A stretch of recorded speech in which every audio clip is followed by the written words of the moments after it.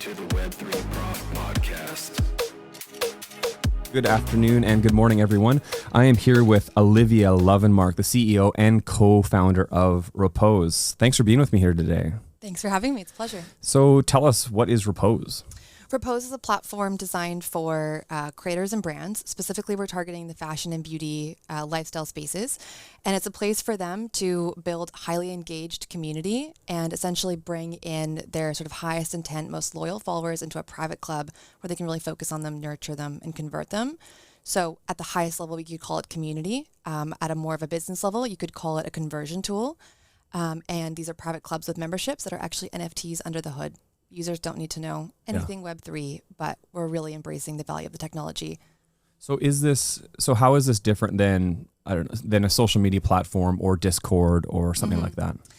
One of the core differences, so Discord sort of Patreon, things like that are the first things that people bring up as like a competitor or as a sort of a parallel in the sort of community space. The first thing I'll bring up is very Web2, and that is that in my opinion, there's really no reason why today in 2023, we have software platforms that are one size fits all. It just makes no sense to me. Not everyone drinks the same coffee. Not everyone buys the same car. We don't have the same experiences online. We don't like the same brand. So why should a platform like Discord, that's originally designed for the gaming community, who have a completely different set of objectives and UX UI requirements, be also applied to like a fashion beauty community? So first things first is that we just thought that there's a gap in the market to serve this basically underserved market, to tap into that and give them a product that is designed for their objectives. And the second piece is that we're really about ownership. And so at the end of the day, if worst case scenario, this isn't going to happen, but doomsday scenario, if we were to go down, if we were to get pulled offline, Repose was sort of the issues that's going on with TikTok right now, what would happen to the connections, the dynamics that you've built with your followers? You should own that as a creator and as a brand. So in Repose, you own that. And so that's a big problem we're trying to solve. This is the Web3 Prof coming at you. I just want to take a minute to thank one of our sponsors. They make this podcast possible. thecryptoboutique.ca. They're a really hot website, sell lots of cool stuff related to crypto, books, clothing, most importantly, cold storage wallets. I encourage you to check out thecryptoboutique.ca. And one of the products that they sell, which is the Cool Wallet Pro. It's a thin credit card sized device that is cold storage. It takes your keys, your tokens, removes them from the internet and the security issues that you may face, and allows you to hold those keys so that no one can take your coins from you. You know what they say? Not your keys, not your coins. Check out thecryptoboutique.ca and the Cool Wallet Pro. Thank you. So when you say I own that as a creator, I've got first a couple questions. Where is this built, or what blockchain ecosystem are you on? And can I actually take my audience, or how would I actually take my audience and move it somewhere else if I needed to or wanted to? Totally. So we've built on the Polygon blockchain, so an interoperable chain that you can scale with Ethereum, but that is cheaper, faster than just building on Ethereum. So that's why we've built on Polygon. And the answer to the second part of the question is not so simple, in that the infrastructure doesn't really properly exist in a mainstream kind of way to port your audience from platform to platform. And not only that, but other platforms don't yet support that either. So if you were to take it from Repose, there's nowhere to go yet. So this is something that we're building very much for the future. That being said, there is a baseline that we have built in. So we're in beta right now. So it's fairly rudimentary, but we're continuing to build out. But right now, every membership is an NFT. And so as the user, or as the host of the club, rather, the brand or the creator, you do have this sort of immutable connection point to the members of your club. But it will take time, and we will layer in what that looks like from a UX UI on how the host of that club can then, if they needed to, take it with them somewhere or have it be interoperable with another platform. I think we're going towards that future, and so we're sort of ahead of the game and going there. I hear this ownership from Web3 people all the time, but it's not often where anyone's been able to describe it on how you can actually do this right now. So decentralized social media is a hot topic with Lens Protocol, and there's, these kind of things happening, and it's really great. And there's you can own your audience. It's I can own my audience already if I just have their email address. Yeah. And it doesn't seem like anyone's today demonstrating how I can own my audience in Web3 in a way that I can actually leave the platform I'm committed to, as you're kind of explaining. So when do you think that we'll see something like that, or you could actually be like, you know what, I don't like Repose anymore. I want to use Lens, and so I'm going to move my audience there. Like, when do you think those things are going to start happening? That's a hard question to answer. I think that we'll start to see it. I think it could take a little while, quite frankly. I think it could I think it could be a couple of years before we get there. Platforms are building towards that, but I think that you're right. I think that the way that platforms are building for ownership is in not a way that's as functional for the person you're talking about if you want to take your audience with you. And I think also the usability of that is still quite rudimentary and needs to be built out, which is like what we're doing right now. And that the email thing is a good question to sort of like poke at this with. You're doing this in Web 2 today by having an email distribution list, but what you have in email is still like a one-way flow of value, which is exactly what you have in Web 2 social media. Sure. So to me, it doesn't really solve the problem. We're targeting the problem with how do both parties have a stake in this? How do both people feel connected and stay connected? Because there's also a problem on the follower side where you have to go and like find that person yet again on a new platform if something goes down, or go re-sign up and all of that.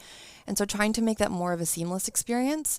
But I don't think that code has been fully cracked in terms of what that whole portability experience is going to look like. So we hear a lot like, okay, in the metaverse, you can travel through the metaverse and bring your assets with you. And, so let's say I have a PFP, or I've got some little avatar and I use it in Sandbox, and then I want to go to some other metaverse.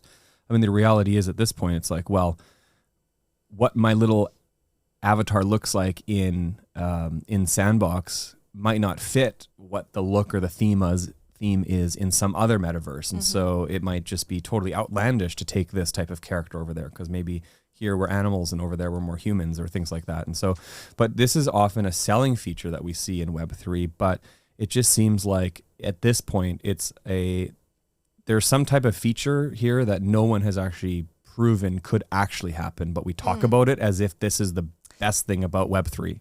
Yeah. So one of the things that's personally I think is a little bit frustrating about Web3, like as a community or as an industry, is that we're very pie in the sky, right? And we're very broad strokes, right? And to your point, it doesn't come down to like, okay, but how does that actually work, right? And what's the actual use case today for that, yeah. and the value people are going to get. So moving away from this idea of like from one sort of platform to another, because within that, like there's still a Web 2 experience happening. So to give you like a more tangible example of how we're envisioning this is like stepping away from that and looking more at if we were to go down, like just within your experience on Repose, how would you still stay in contact with these people? And so we're building towards a future where wallets are super seamless in how you go about like setting them up through your account setup, and you're not having to do this secondary action, this very complex secondary action of going and setting up your crypto wallet, buying crypto to fund the wallet, etc. And you have this wallet to wallet, this peer-to-peer communication that can exist outside of Repose if need be. Now, we're building a platform designed to be sticky, so we're not wanting people to have to leave, but we want them to know that like you own that line of communication. So if we were to go away, that can still exist on its own between wallets. Right. And not just like an NFT drop between wallets, but like a proper communication between those two. Yeah. And I guess kind of what you said is a bit of the reason that the big companies in Web2 have done well is because it's so sticky. It's really hard to leave Instagram because you can't take your followers anywhere. So you're locked in for a lifetime potentially, right? And the problem with this idea of ownership in Web3 is that your customers or your fan base or whoever they are could leave you quickly. And is that good, right? So it's good for the consumer, but are businesses realistically going to build around that when, you could take your Starbucks loyalty NFTs and sell them to people because, you want to make money off of them. And it really isn't about loyalty to Starbucks. It's like cashing in on Starbucks, or you can take your loyalty points and use them for some other brand because they've kind of tacked on to your public blockchain that is open sourced and they can benefit from that. And so these are kind of some of the issues that I see is like, it doesn't seem like many people are asking the hard questions around this. Do you think there's a solution here realistically? Yeah. totally. I think we're figuring it out still. Yeah. I think there's people who are trying to build towards what this actually should look and feel like, and what in the best interest of the user, who's like the follower, and the user who's the, and we're talking in social media terms right now, or at least I am rather. Yeah. But what's in the best interest of, say, like the brand and their customer, or their follower, and the creator and their follower? Like, how are we serving both of those parties? There's pieces of ownership within that I think are really highly interesting, and I think have yet to be fully fleshed out and what that can look like. But the idea of having an ownership stake in what was previously sort of this weird parasocial relationship, and now you're purchasing an NFT into that sort of dynamic. And I know that again sounds quite hand wavy, and we're not at a state yet where digital collectibles have the meaning in our lives that I think they're going to have. Like today, digital collectibles are about trading tradable assets that you can flip for a quick buck, right? Like that's the connotation that we have. But I think there is a future where, our time is increasingly spent online. And so our accomplishments and our experiences and what we participate in and what we've purchased or own are going to be reflected in tokens that represent these, these aspects of our brand and our personalities and all of that. And we're going to have these, they already exist. Like this already exists, but it's mostly sort of an NFT sort of style wallets where you can see all the NFTs people own. But if you're a popular creator and I want to get in on your sort of early success, and I don't mean as a creator social token, that's not what we're talking about here, but you have this season, this club that you set up on Repose, for example, and it's the first one, and you do this collab with, a brand, whatever. And I have a token because I'm one of your first members to your first clubs. And I have that now in my, in my sort of, portfolio of my collection of my experiences. That's a cool piece of sort of who I am, what I'm about, what I'm interested in. And there's potential value in that. We're not here to create future value for assets. That's not what we're trying to sell here. You have to be careful with that. 100%.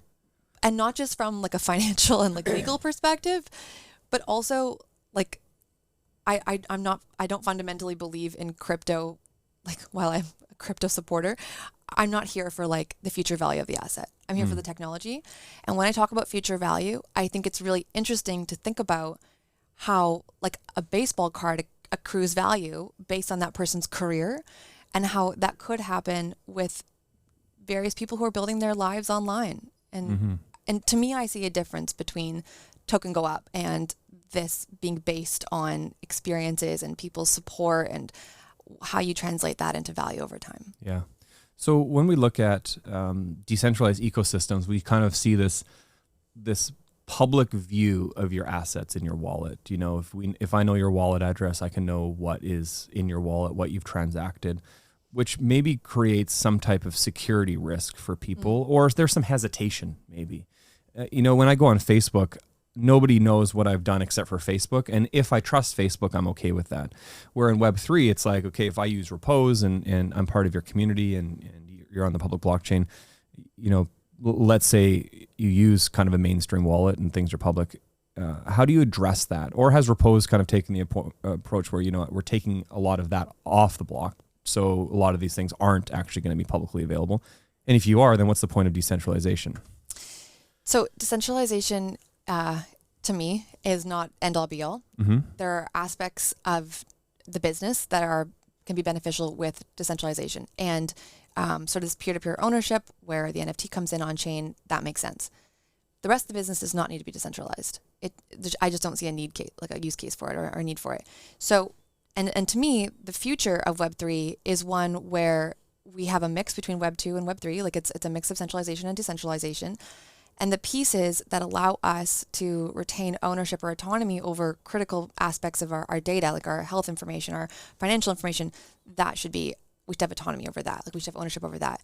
But I don't need my, and the wallet that we're talking about in the context of Repose, where it's, say, this portfolio of all of your experiences, not all of that needs to just be default public to everybody. Right. I just don't see a need for that. I think there's room for curation and people to have the option to make it public, not public. So there's pieces where it comes into play and it's highly valuable, and there's pieces where it's just not required. Yeah, I think. So is your wallet experience with Repose going to be some type of kind of Web2 experience, username, login, put your credit card in, join communities, like that type of thing? Like I see that on Flow blockchain with Dapper Wallet, like it's pretty easy to go about it. It really feels like you're logging into any social media platform. Totally. So we've launched beta with that type of user experience today.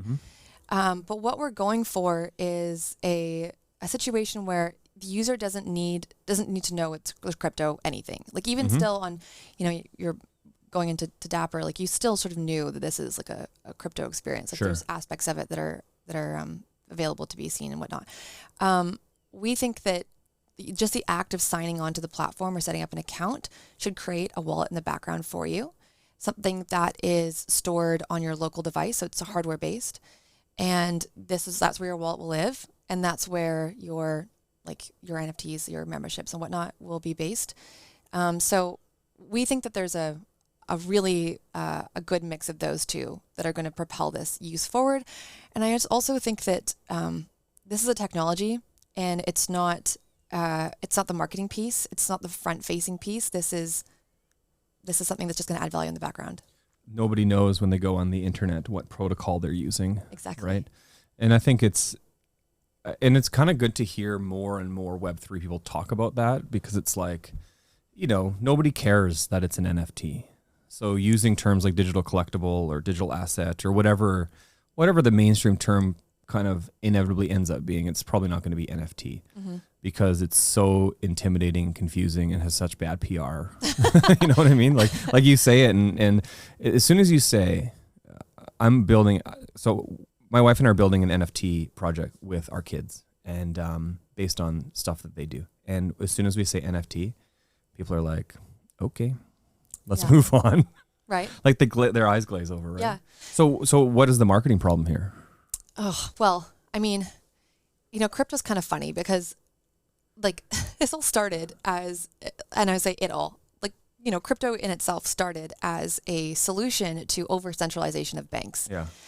That was the inspiration. And what we've come to, and people are sort of backing off of this now a little bit, but essentially what we've come to is the main use cases within crypto are hyper-financialization Right. and speculative assets. Yeah. There's some irony in that it's like this odd sort of full circle, like let's get away from that, but let's bring it right back. And it's also ironic that the reason crypto's had problems in the last few years is because of centralized organizations like Voyager and FTX and Celsius and so on and so forth are collapsing around us, and none of them are decentralized or have really anything to do with Web3 except for the fact that you can buy crypto assets and sell them on there. Yeah. It's almost like it's proving the need for decentralization, but causing a PR problem at the same time. Yeah, 100%. You're 100% right. So within that, I see two core problems. One, the people who are backing these projects, like the diligence wasn't there. Like this was an opportunity to make cash on the premise of what FTX was, right? So if you were going in with, if the industry was sort of the utopia that we think it is, or that we think it should be, where these projects that are truly decentralized are offering truly decentralized infrastructure that you can build upon, if only those types of projects were getting funded, we'd be in a very different industry. Right. But when there's money to be made, like it's a different story.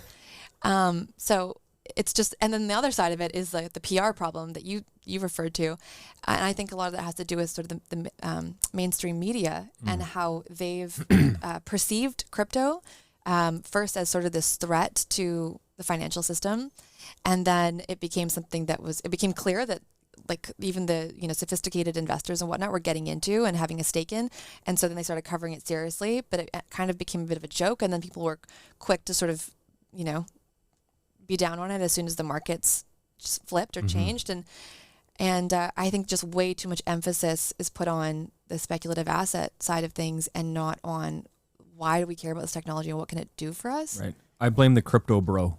The crypto bro is the people that they have made this the issue, because they go on YouTube and they just type and shill, and I think it's their fault. Anyways, let's not be too hard on them.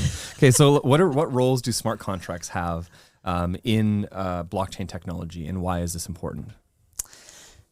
Well, smart contracts function so that you don't need like an authority figure there to facilitate an action. And I mean, this isn't unique just to blockchain, like, the if this then that protocol exists within Web 2.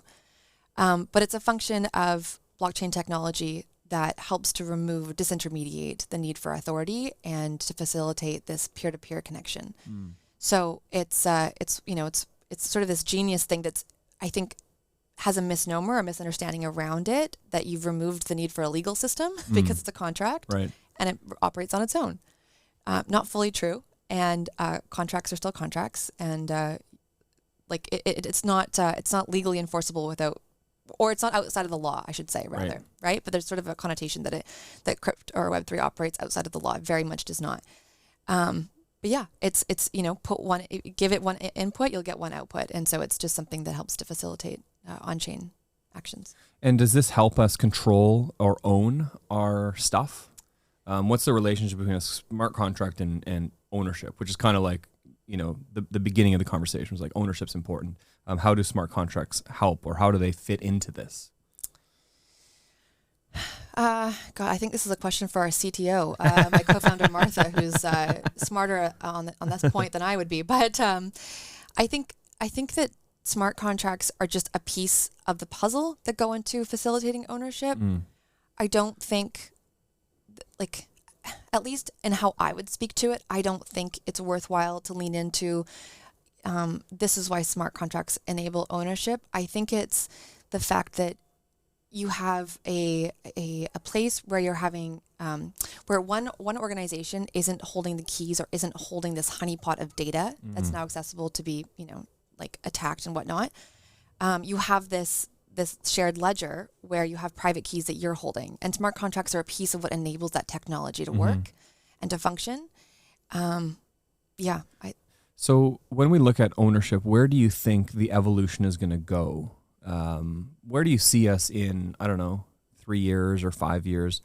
I'd like to kind of hear your thoughts on where do you see kind of the ecosystem, and where do you see Repose? What are the features that we're going to see in a couple of years that will be active with your company?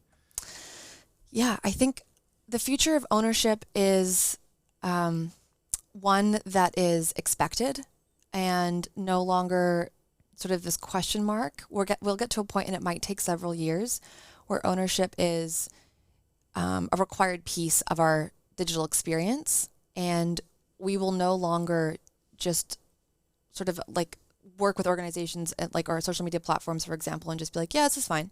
Yeah. Whatever you say your terms of service are, it's fine. That won't be fine. I think we'll get to a point where the status quo is, well, I would never give up my personal information. Why do you need that? And we'll get away from this idea of being the product.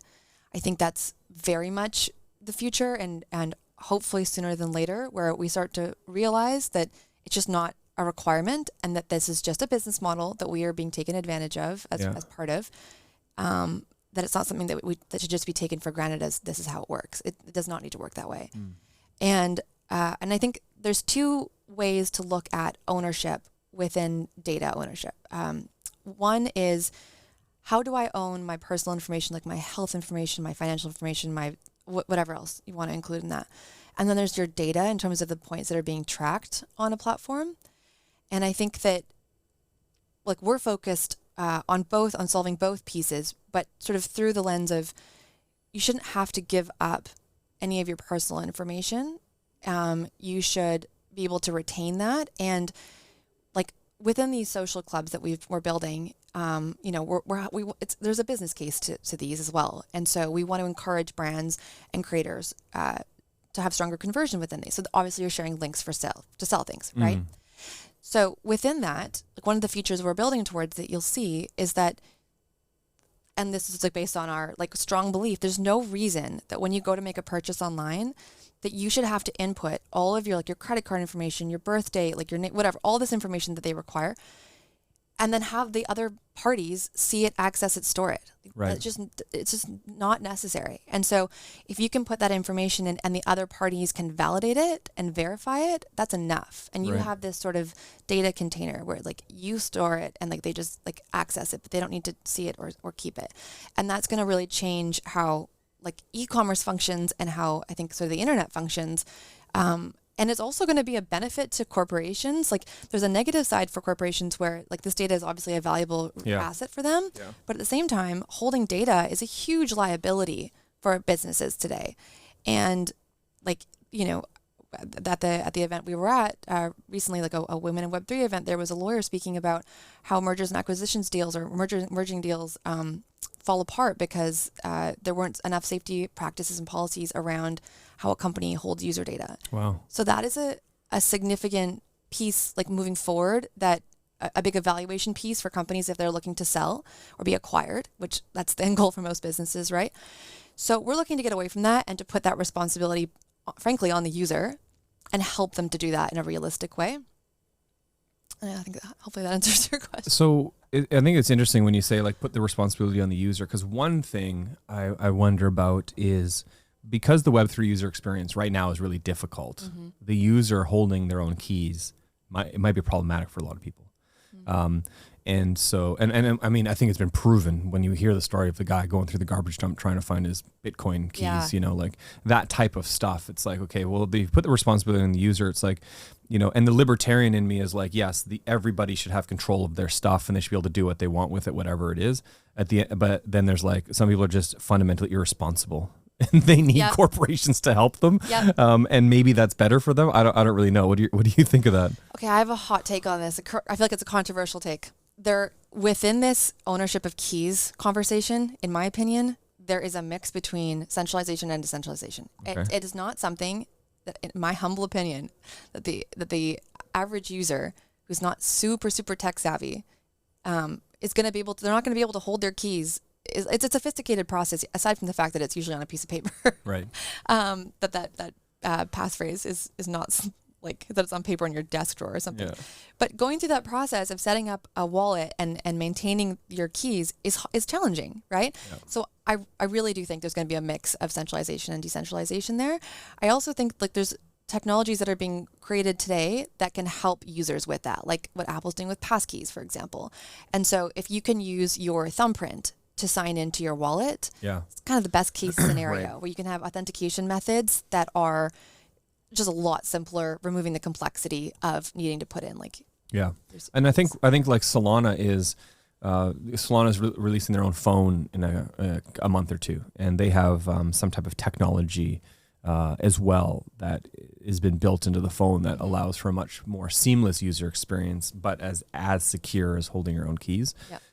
Stephen Lucier, who's one of the developers for the phone, lives here in Vancouver, who I interviewed on the podcast a few months ago, and it was quite interesting to hear how they're doing this with an actual piece of hardware. And their belief is that it will revolutionize the Web3 experience because it will actually make things seamless, and there'll actually be apps that you can use on this phone that are Web3 native apps. Whereas right now, you know, there are not very many apps you can actually interact with on your phone that are actually truly decentralized. Yeah. So maybe this moves the needle on something like that as technology develops in that way. Yeah, 100%. And that's really exciting. And they're like passkeys that I'm referring to, and there are other platforms that are working to support infrastructure for you to have a wallet that's based on your phone. Right. Which is what we plan to implement in the near future. Hopefully in 2023, we'll have that done. But yeah, and there's Vancouver companies that are helping to make that a reality, like Fission, for example, with decentralized infrastructure and storage and file storage. Because one of the questions is, okay, so now that you've got this data, like you're responsible for holding your own data, where does it live? Now that you're doing it, and so you're decentralizing it away from the corporation, but if you're storing it, does it now live on AWS? Like where does it live? And is that centralized? Exactly.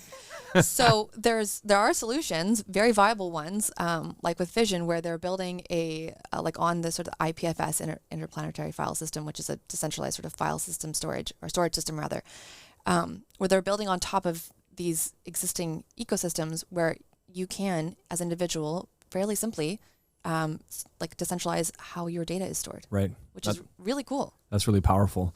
But it is because you kind of, as you walk through this, you start to realize, okay, well, like this is not, Web3 is not a silver bullet. Decentralization has its problems. I mean, even and Bitcoin maximalists hate to talk about this, but even when you look at like the decentralization of Bitcoin mines, it's like, well, it's very decentralized, except a couple people own a lot of them. Yeah. You know, like, so three companies own, I Yeah. don't know, 30% of Yeah. them or something like that. So it's like, well, yes, there's an element of decentralization, but there's also some challenges that come along with us. Imagine a world where someone could acquire 50% of the nodes, and is that possible? Yeah. And so, you know, these are like real problems that need to be discussed, because this is not some type of panacea where everything's just going to work out perfectly. We've got a lot to work through on this. You're 100% right. Plus the fact that you're bringing in a lot of opportunity for human error with these various stages of things. So yeah, I echo your point that So let me ask you this. So where do we see, so I log into Repose in 2 years. What's it like? What's my experience?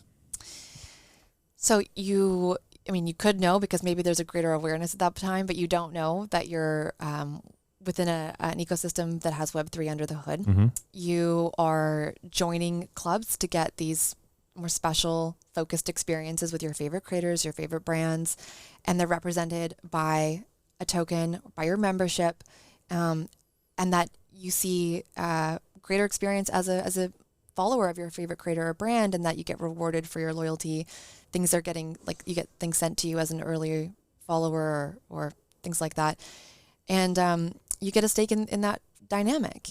And so I see, we mentioned it earlier, like if someone grows from 100,000 followers to, 5 million followers, it goes to say that they're going to become more valuable. And if they're more valuable to brands, why shouldn't they be more valuable to the follower, and why shouldn't some of that be given back? And so I'd like to see a world where this sort of one-way flow of value between the creator, like within the creator economy, creators and their followers and brands and their customers as well, is like, we see a shift in that, and the value comes back to the followers as well.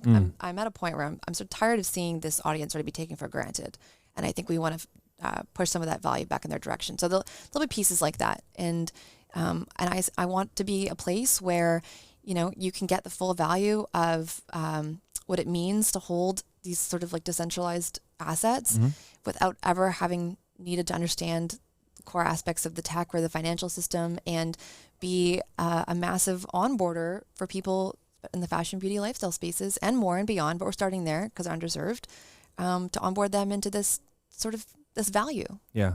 Yeah. Okay. So I want to, so I used to work for this brand called Relais Chateau in Paris. And Relais Chateau is a luxury boutique hotel organization where really, really fancy small hotels can be part of this. And there's maybe 500 or 600 of them around the world. All operated by the owners of the hotels. So you had to be quite specific. The Wedgwood Hotel in Vancouver, the Wickenden Inn and Tofino are a part of it. And my job was to develop their loyalty programs. We had a program called Club 5C, and you could be part of this loyalty program by staying a certain number of nights or whatever, like every program. But what you got in the loyalty program was special, unique experiences that couldn't be purchased. So you could be part of the program, and you would get a tour of the wine cellar with the sommelier, or you'd get, the owner of the hotel would offer you some type of unique experience that you couldn't buy. And every hotel kind of had their thing. And in order to do this, in order to be part of these really unique personal experiences, you had to be part of Club 5C. And in order to be part of Club 5C, you had to stay in Relais Chateau hotels however many nights a year. So let's say we take that model there and we put it into Repose. And we say, okay, we want to be part of your organization. What is that? How does that change the experience of like the hotel guest? Like, what would it be like for them if it was like, okay, like this is now a Web3 thing. Now there's obviously physical elements, like, and we see today, you own an NFT, you can go to a party, like an exclusive party or whatever. Yeah. So you kind of have this access. But how do these types of things change when we bring them into Web3? I think I have, I don't think I have a good answer for that question. I don't think they really change. I think the value that humans want at the end of the day is to feel special and seen and be recognized and rewarded for your loyalty, your dedication, for who you are, right? I don't think you need Web3 to do that. I think, though, that you can assert like a digital value to that, and that can sort of reference that experience. But I think that at the end of the day, those are just like very basic human desires that are not necessarily better reflected via Web3. For us, it's about creating, so in the user experience that you're having on Repose, it's quite Web 2 focused, Mm-hmm. and we're looking to change the dynamic of social media within the constraints of Web 2 in that way, meaning that within your club, you are being rewarded for just having joined and being part of this community. And that is an exchange, that's value that we want the brand, the creator, to provide to the follower in exchange for that person paying for a membership to come in. And so that's like a two-way exchange of value between them, and wanting to show them sort of a little bit like I don't want to say like respect, because you're paying to be part of this, but showing them like, hey, we appreciate you. I'm not just like online or on Twitter or on Instagram and just like, hey guys, love you so much. Like, let's make this more of a legitimate, genuine experience for the follower who feels like they're actually in a sort of special or exclusive environment. Yeah. And is it important that people can be part of these communities and also be recognized because they were there first, or they were part of the early group? Yeah. The OG Totally. of the community? Totally. And I do think there's an element there where NFTs can be really helpful, where you can reward people and give them special badges, for example, like emblems of recognition to say like you were one of the first, or you've executed on X many actions or whatever, and find your metrics that go back to like this person's the most loyal or the most amazing follower, and how do you reward them for that and publicly acknowledge them for that. So I do think there's pieces there, and there is an aspect of Web3 that's quite valuable within that, where your token, your NFT, your membership, can accrue this value or these benefits that the creator might dole out to you. Maybe it's one-on-one time with them or a Zoom call, whatever your benefits are. And those benefits could now be transferable with that token if you were to sell it. If you were to pass it on to someone else, those benefits could live with it. And so there's an element there of gamification within like our clubs or within community to increase engagement and participation, and the things you earn through that gamification can move with that token. Right. Yeah, that's great. Okay, this has been a really interesting conversation. I really appreciate you spending some time with me. It's really interesting to, I think, learn about Repose and also just try to get an understanding and wrap our minds around this idea of ownership and kind of where we are today and where we hope it's going to be. And even just understanding there's lots of hurdles for us to get over in order to get into this kind of stuff. So I really appreciate you being with me here today. Thank you. Thank you very much for having me.